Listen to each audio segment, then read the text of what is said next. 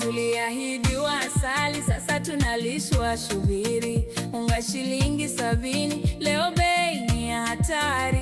Gesi ya 300 ingepatikana, leo bei imepanda maradufu.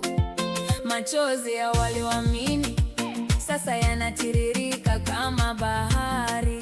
Swali tunauliza sasa, mbona kusema sio kutenda? Mwananchi wa chini ndoto zake zimezikwa. Kumbuka jukwani, kilele cha kampeni, walisema hasla kwanza, serikali ni ya hasla. Unga ushuke bei, sufuria isiwe na amani, lakini ruzuku ilifutwa, njaa ikaja nyumbani. Boda boda na mama mboga waliona mwokozi wao, leo bei ya petroli imewakata koo kama msumeno wa dhiki.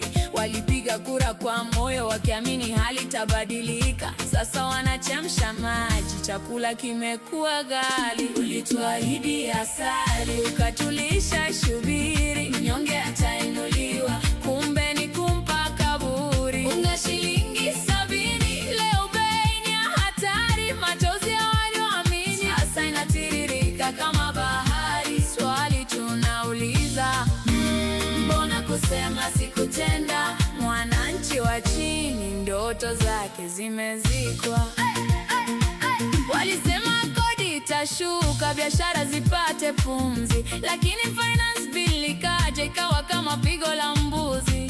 Hustler Fund ilikuwa ni msaada kwa mnyonge, kumbe ni mkopo kidijitali unaodunga kama mwiba. Wale walioamini bottom up itawatoa chini, wamebaki na madeni huku kodi zikipaa angani. Vijana walitegemea ajira, walitegemea uhuru, badala yake ni makato na polisi wenye dharura. Ulituahidi asali, ukatulisha shubiri, mnyonge atainuliwa, kumbe ni kumpa kaburi. Unga shilingi 70, leo bei ni ya hatari. Machozi ya walioamini sasa yanatiririka kama bahari. Swali tunauliza, mbona kusema si kutenda? Mwananchi wa chini ndoto zake zimezikwa.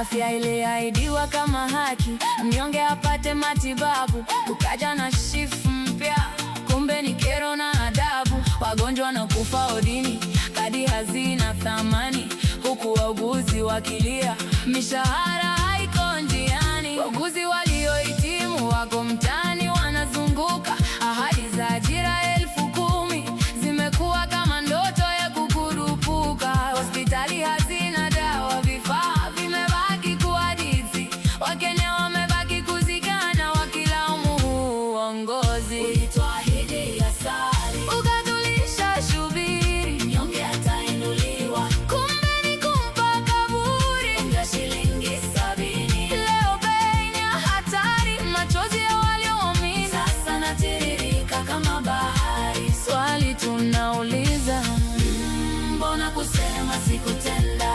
Mwananchi wa chini ndoto zake zimezikwa. Elimu ndio msingi wa maisha, kila mtoto apate nuru, lakini mfumo wa mikopo umekuwa ni dhuluma tupu. Wazazi wanahangaika, karo umekuwa ni mlima. Walimu waliopiga kura wakiamini watalindwa kwa heshima. Madarasa yamefurika, vitabu vimekuwa ni anasa.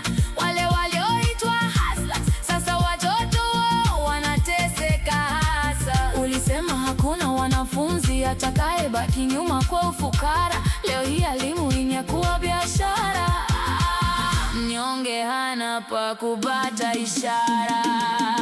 Ulituahidi asali, ukatulisha shubiri, mnyonge atainuliwa, kumbe ni kumpa kaburi. Unga shilingi 70, leo bei ni ya hatari. Machozi ya walioamini sasa yanatiririka kama bahari. Swali tunauliza, mbona kusema si kutenda? Mwananchi wa chini ndoto zake zimezikwa.